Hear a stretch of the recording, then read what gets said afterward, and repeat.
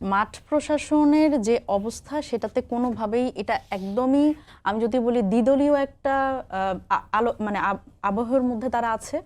এবং আমি যদি বলি খুবই গুরুত্বপূর্ণভাবে বড় রাজনৈতিক দল হিসেবে যারা আসলে ফাংশন করছেন তাদের একটা খুব প্রভাব আছে মাঠ প্রশাসনে।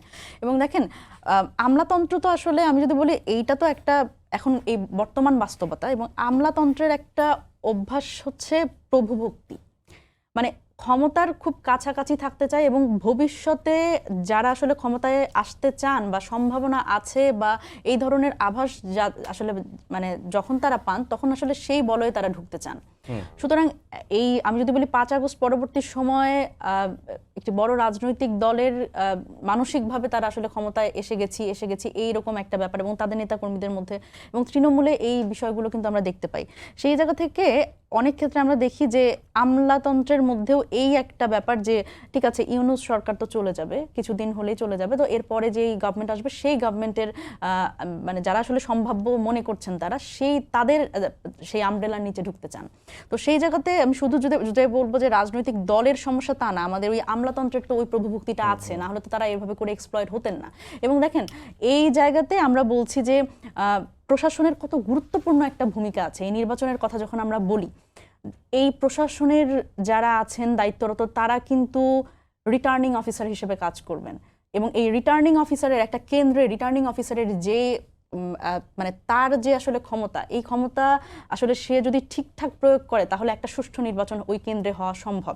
কিন্তু সেই রিটার্নিং কর্মকর্তা আপনি যদি দেখেন যে এই কাজী হাবিবুল আওয়াল ওনার কথাবার্তাতেই সেটা হচ্ছে সেই সময় কিন্তু বেতন ভাতা বাড়ানো হয়েছে, এবং এই রিটার্নিং কর্মকর্তা এই প্রিজাইডিং অফিসার যারা ছিলেন তাদের নিয়ে কিন্তু সেই তৎকালীন সরকার আওয়ামী লীগের সরকার তারা কিন্তু তাদের নিয়ে আলাদা মিটিং করেছে, এবং এই এক একটা এলাকায় কিন্তু আলাদা করে তাদের টাকা পয়সা দেয়া, এই সুবিধাগুলো কিন্তু তারা আসলে দিয়েছে, এক্সট্রা সুবিধা, যেটার কারণে কিন্তু আসলে এই পুরো সিস্টেমটা নষ্ট করে দেওয়া সম্ভব হয়েছে।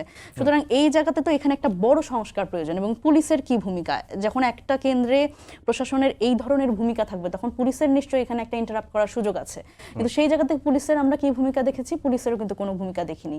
সেই জায়গা থেকে পুলিশও আসলে তাদের হয়েই কাজ করেছে, এবং আমরা তো দেখেছি যে আসলে সরকারের বাহিনী হিসেবে পুলিশ মানে গুন্ডা বাহিনী হিসেবে পুলিশ কিভাবে করে ফাংশন করেছে, এবং সেটার তো আমরা একটা খুব এই আন্দোলনের মধ্যেই সেটা দেখেছি। সুতরাং সেই জায়গা থেকে পুলিশের ক্ষেত্রে যেই আস্থা ফেরানোর একটা ব্যাপার, তার প্রতি একটা আমি যদি বলি প্রশাসন এবং পুলিশ দুইটার ক্ষেত্রেই আসলে আস্থা ফেরানোর ব্যাপারে কিন্তু সরকারের একটা বিরাট ভূমিকা প্রয়োজন, যেটা কিন্তু আমরা দেখছি না। সুতরাং এখানে সুষ্ঠু নির্বাচন কিভাবে হবে সেটা একটা প্রশ্ন। আরও একটা গুরুত্বপূর্ণ বিষয় যেটা নিয়ে কিন্তু এখন ঐকমত্য কমিশনে অন্যান্য সকল রাজনৈতিক দল কথা বলার চেষ্টা করছে, এবং খুব বড় রাজনৈতিক দল আমি যদি বলি বিএনপি এবং তার সমমনা কিছু দল ছাড়া সবাই কিন্তু এনসিসি অথবা আমি যদি বলি যে নতুন করে যে নামটি দেওয়া হয়েছে সাংবিধানিক ও সংবিধিবদ্ধ প্রতিষ্ঠানগুলোতে নিয়োগ কমিটি, যেটার কথা বলা হচ্ছে একটা ইন্ডিপেন্ডেন্ট কমিটি, যেই কমিটি আসলে এই যতগুলো আসলে প্রতিষ্ঠান আছে সাংবিধানিক সবগুলোতে তারা নিয়োগ করবেন, যারা চেয়ারম্যান নিয়োগ করবেন। সুতরাং এই জিনিসটা দেখেন এক দলীয় শাসনের মধ্যে এতদিন ছিল। নির্বাচন কমিশনার তো আওয়ামী লীগ সরকারের যদি বলি প্রধানমন্ত্রীর একদমই মনোপুত লোক ছাড়া তো আসলে তারা দেন নাই, এবং প্রত্যেকেই যতজন আসলে নির্বাচন কমিশনের এই নির্বাচনটি আসলে আমি যদি 3টা নির্বাচনের কথা বলি সবাই তো মানে আওয়ামী লীগের, এবং আমি যদি বলি মানে এখন কাজী হাবিবুল আওয়াল নানান কথা বলার চেষ্টা করছেন কাঠগড়ে দাঁড়িয়ে, কিন্তু উনি তো আসলে ওনার দায়িত্বটা পালন করেননি, এবং সবচেয়ে বেস্ট অফিসারগুলোকে টার্গেট করে কিন্তু তাদের দিয়েই এই কাজগুলো করানো হয়েছে। সুতরাং তারাও কিন্তু তাদের সেই দায় তারা এড়াতে পারেন না।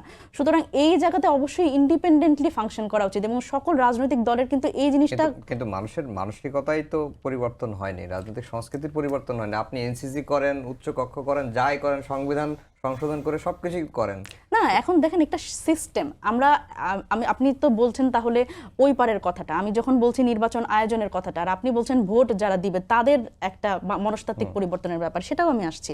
দেখেন এইখানে আয়োজনটা তো আমাদের করতে হবে, সিস্টেমটা তো অন্তত ডেভেলপ করতে হবে এমনভাবে যাতে সেখানে জনগণের রায় দেবার সেই সুযোগটা তৈরি হতে পারে। এবার আসি জনগণ কিভাবে ভোটটা দেবে। বাংলাদেশের মানুষ তো আসলে রাজনৈতিকভাবে সচেতন না।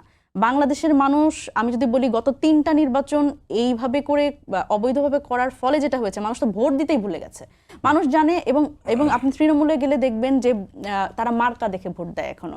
তৃণমূলে গেলে দেখবেন যে যখন 5 বছর অন্তর একজন রাজনীতিবিদ তার কাছে এসছে এবং গাড়ি থেকে নেমেছে, তার সাথে একটু কথা বলেছে সুন্দর করে যে আপনি ভোটটা আমাকে দিবেন, এবং যেই তৃণমূল পর্যায়ে যে টাকার খেলা, যেই টাকা দিয়ে ভোট বাণিজ্য আর কি, ভোট বাণিজ্যের যে সংস্কৃতি, সেখান থেকে তো আমরা বের হতে পারি না। আমরা নাসিরউদ্দিন পাটোয়ারি তো আপনাদের দলের তৃণমূল ঘুরে এসে বলল 400-র ভিতরে 300 আসন তারা পাচ্ছে। এটা কিন্তু প্রবাবলি সে তো স্যাটিসফাইড তৃণমূল ঘুরে এসে। না, এটা কিন্তু খুবই গুরুত্বপূর্ণ সাদ আব্দুল্লাহ, এটা খুবই গুরুত্বপূর্ণ একটা ব্যাপার। আপনি যখন রাজনৈতিকভাবে ফাংশন করবেন, you should have that confidence যে হ্যাঁ ঠিক আছে, আমি অবশ্যই জিতবো। এটা কিন্তু একটা রাজনৈতিক স্ট্র্যাটেজির কথাও আমি বলবো, যেহেতু এটা তার ব্যক্তিগত মতামত। এবং আমরা রাজনীতিতে ওই যে মানুষ যে মার্কা দেখে ভোট দেয়, এটা তো হয়তো নাসিরউদ্দিন পাটোয়ারির স্টেটমেন্ট তো আলাদা হতো, কারণ ও যখন এটা বক্তব্য দিয়েছে তখন কোনো মার্কাই ছিল না এনসিপির। ইনফ্যাক্ট এখনো অফিসিয়াল কোনো মার্কা নাই। সো আমার মনে হয় যে আপনাদের দলের একজন গুরুত্বপূর্ণ ব্যক্তি, সে কিন্তু স্যাটিসফাইড না।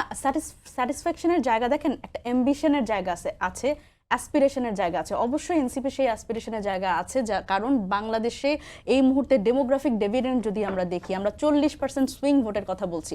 সেই তরুণরা কিন্তু ভাবছে এখনো যে তারা আসলে কাকে ভোট দিবে এবং তারা যোগ্য ব্যক্তিটাকে ভোট দিবে। এবং তৃণমূলেও কিন্তু আমরা পৌঁছচ্ছি এবং আমরা চেষ্টা করছি মানুষের সেই মানসিকভাবে সেই সংস্কৃতি পরিবর্তনের জন্য, যে আপনি যোগ্য লোকটাকে ভোট দেন, আপনি মার্কা দেখে আর